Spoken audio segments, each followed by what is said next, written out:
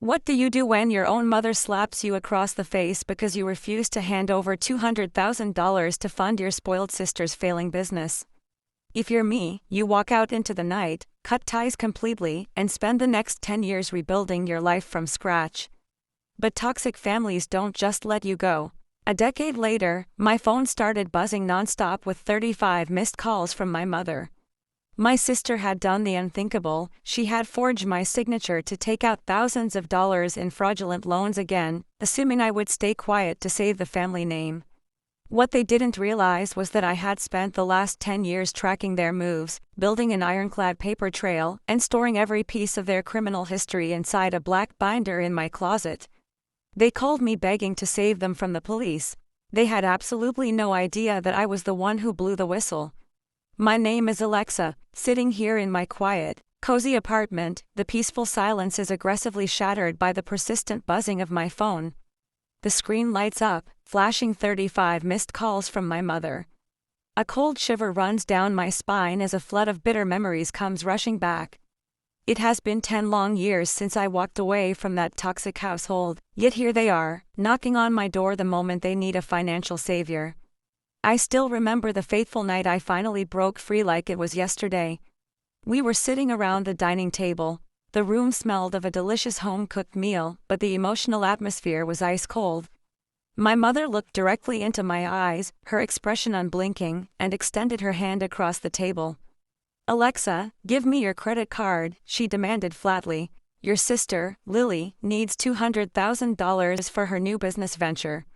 I glanced over at Lily. She was casually twirling her hair, looking completely bored, just expecting me to solve her financial problems like I always did. I took a deep breath, looked my mother in the eye, and said, "No." In an instant, my mother's hand shot across the table, slapping me squarely across the face. The sheer force of the blow rattled the silverware against the porcelain plates. The physical sting was searing, but what cut infinitely deeper was the entitled, smug smirk on Lily's face. Without saying a single word, I stood up from the table, walked out of the house, and stepped into the dark night. I changed my phone number, packed my belongings, and moved to a new city 3 hours away. I found a new job and vanished. For the entire first year, I lived on a knife's edge, terrified they would track me down. But they never even tried to reach out. In a way, their complete silence was almost more painful than the slap. Looking back, the favoritism started when we were just children. I was always the responsible one, the daughter who diligently did her homework, cleaned the kitchen, and kept the household running. Lily, on the other hand, was treated like a pampered princess. My mother would constantly excuse the disparity by telling me, "Alexa, you're the strong one. Lily is fragile and needs your help." Back then, I took it as a compliment, foolishly unaware that it was a psychological trap designed to turn my labor into a family resource. When I turned 16, I landed a part-time job at a local bookstore. I scraped together and saved every single penny of my paychecks for years, dreaming of buying a modest used car. But just 2 weeks before I finally had enough money saved, Lily carelessly crashed her bicycle, destroying a neighbor's expensive perimeter fence. My mother walked straight into my bedroom and announced that they were seizing my car fund to pay for Lily's damages. When I protested, she looked at me with deep disappointment and said, "It's called family sacrifice, Alexa. Don't be so selfish." I gave in. Lily got a brand new bicycle, and I was forced to take the public bus until I was 22 years old. The dynamic only grew more parasitic when we reached college. I attended a state university on a strict academic scholarship, working 2 exhausting part-time jobs just to cover my basic textbooks and groceries. Lily was sent to an incredibly expensive private art academy, and my parents happily footed the entire bill. I remember coming home for Thanksgiving one year, completely drained from pulling double shifts at work. My shoes were literally worn out and falling apart, while Lily sat at the table showing off a brand new designer handbag my mother had bought her as a reward for getting an average grade in an art class. When I quietly mentioned that I had just made the dean's list with a perfect 4.0 GPA, my mother barely even looked up from the stove. She just muttered, "That's nice, Alexa. You're book smart, but Lily is creative. We have to cultivate her talent." The moment I graduated and secured a corporate position as a junior analyst at a major firm, my mother instantly viewed my salary as community property. The financial demands started small. Alexa, the family car needs repairs, send $500. Alexa, Lily needs a designer dress for a gallery opening, send $300. I always complied, desperately hoping that if I sent enough money, they would finally love and appreciate me. But the appreciation never came. Lily never once muttered the words, "Thank you." Instead, she would take my hard-earned cash, buy luxury items, and post carefree photos of her shopping sprees online while I sat in my apartment struggling to buy groceries. About a year before my final departure, I completely paid off a massive, secret credit card debt that Lily had run up. When I strictly warned her never to use my name or accounts again, she rolled her eyes and snapped, "Ah, Alexa, you are so stingy.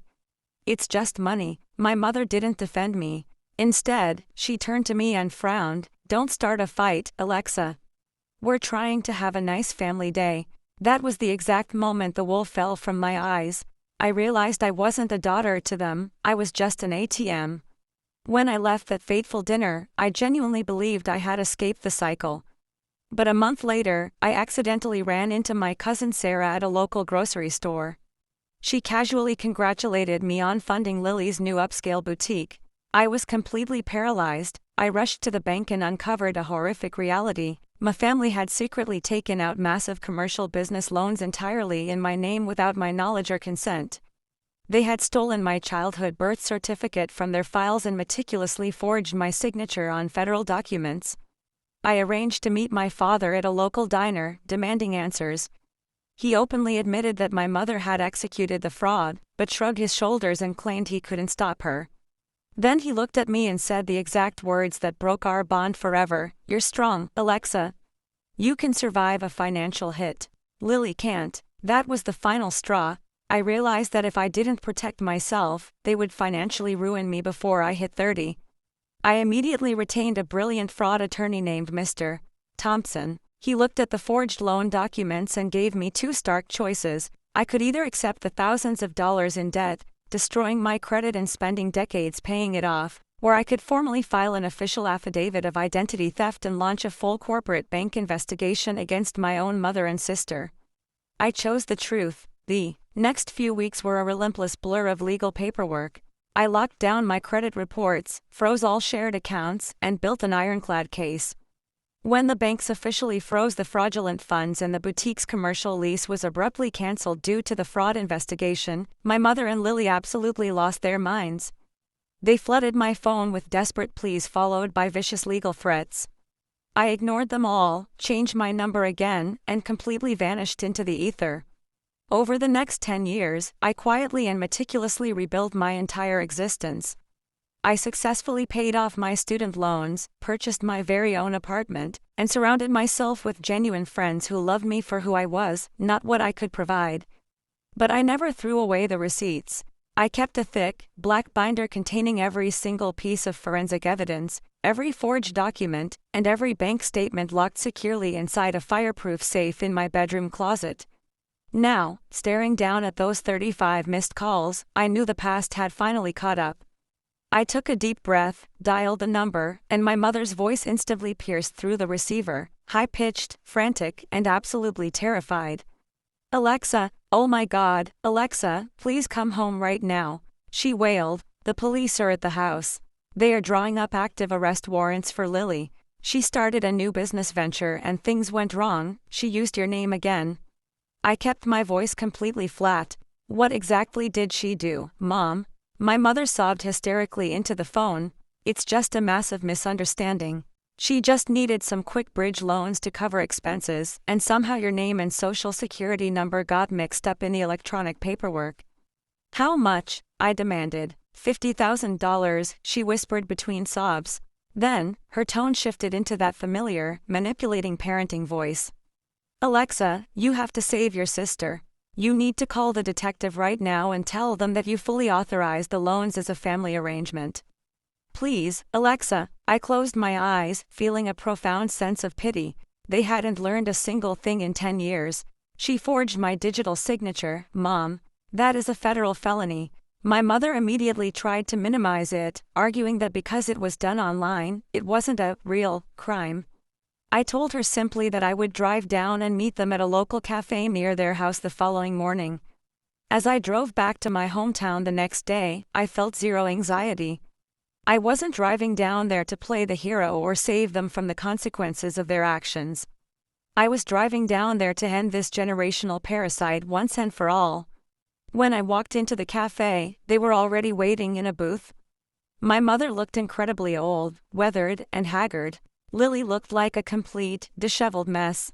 The moment my mother saw me approach, her face lit up with a sickening wave of hope.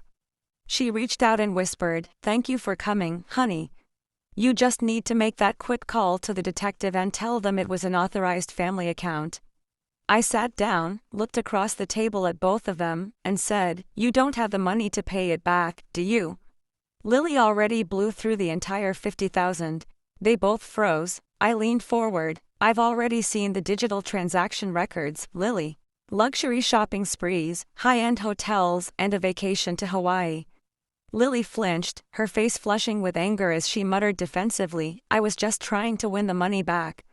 My mother eagerly jumped in, insisting that Lily was incredibly sorry, but I could see right through the theatrical performance. It was all for show. I leaned back and delivered the killing blow. "I can't make that call to the detective to say it was authorized, Mom. Because I'm the one who called the police in the first place." The silence that blanketed the cafe booth was absolutely deafening. My mother's jaw literally dropped open, and Lily's eyes widened in sheer, unadulterated terror. I pulled the black binder from my bag, opened it on the table, and shoved the official police report I had filed 3 weeks prior directly into their faces. I explained that the moment the loan was initiated, my credit monitoring service had alerted me, and I had immediately instructed Mr.